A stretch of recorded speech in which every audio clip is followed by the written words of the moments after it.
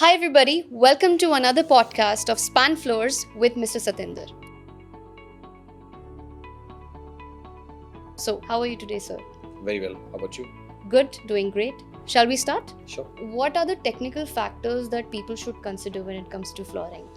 Yeah. So technical, जैसे हम रहते हैं, the way we live, right? So we have to see, okay, what is the kind of traffic that's going to come?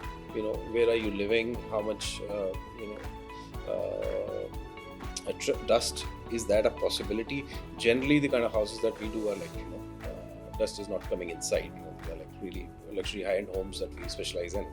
So dust is not really a factor over there. But once again, the number of people who's going to use, where you're going to put it, do you have any pets? So these are some practical considerations. Are you going to live in that house, or it's a holiday home?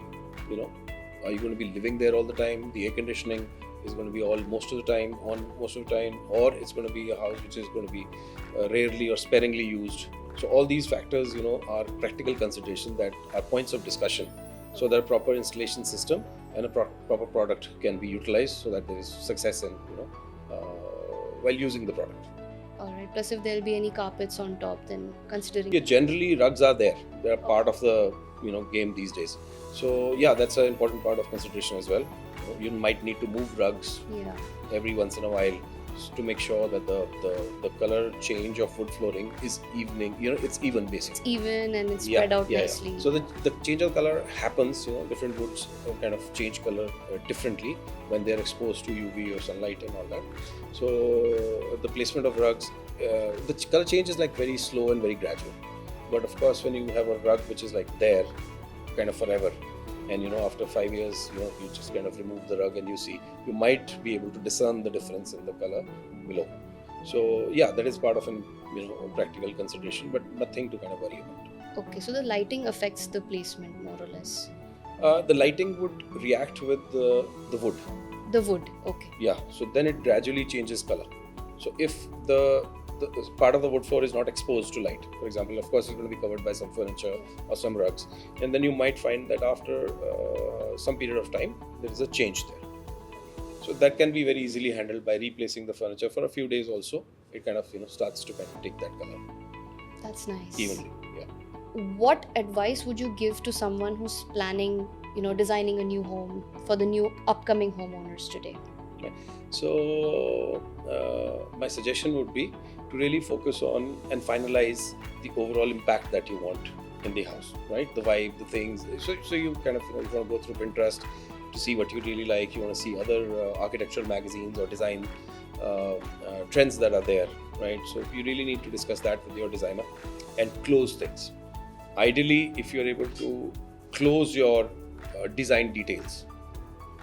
What happens is at times that we've seen that while you're building a house, of course, when you start, it's a long process, right? It's not a day's job to kind of finish a house. It's going to take some months or maybe a couple of years depending on the size of your house. So what happens is that when you start and when you're like in the middle of it, and by the time you finish, things can change. Your tastes can change.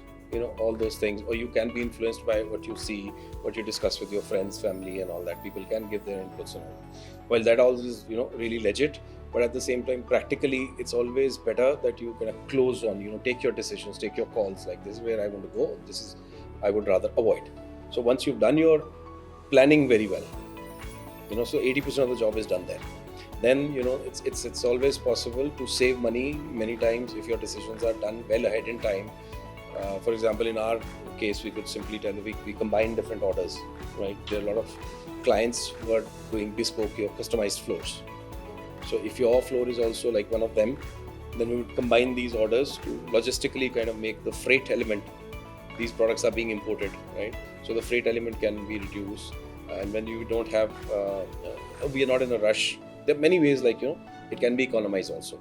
So the suggestion would be to try to close things as early as possible on the design side. So that's more efficient for a new homeowner. Yes. Well, thank you so much for sharing your passion about woods, and I'm sure the viewers will also have gotten a lot of insights from you. Thank you so much for coming to the podcast. See you in another one.